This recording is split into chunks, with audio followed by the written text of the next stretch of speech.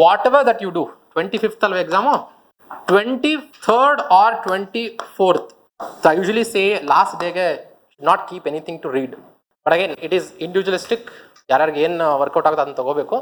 But ನಾನು ಹೇಳೋದು 24th ಏನು ಓದಿ ಇಟ್ಕೋಬಾರ್ದು. You have to be very calm. Target wise ಎಲ್ಲ ಅಂದರೆ ಏನೇನು ಸಬ್ಜೆಕ್ಟ್ ಇರುತ್ತೆ ನಾವು ಮುಗಿದಿರಬೇಕು. Maybe with free mind ಏನು ನೋಡ್ಬೋದು, ಓಕೆ ಡಿಫ್ರೆಂಟ್ ರಿವರ್ಸು ಟ್ರಿಬ್ಯೂಟರಿ ಸುಮ್ಮನೆ ಕಣ್ಣಾಯಿಸೋದು, ಏನು ಕೇಳಿದ್ದಾರೆ ವೆಟ್ಲ್ಯಾಂಡ್ಸ್ ಕೇಳಿದ್ದಾರೆ ವೆಟ್ಲ್ಯಾಂಡ್ಸ್ ಮ್ಯಾಪ್ ನೋಡೋದು, ಈ ಥರ ನಾಟ್ ಜಸ್ಟ್ ಸ್ಕೀಮ್ ಥ್ರೂ. ಯಾಕೆ ಅಂದರೆ ನೀವು ಇವತ್ತು ಅಂದ್ಕೊಂಡಿದ್ದು ಓದೋಕ್ಕಾಗಿಲ್ವಾ, ಅದ್ರ ಟೆನ್ಷನ್ ನೆಕ್ಸ್ಟ್ ಡೇ ಹೋಗುತ್ತೆ.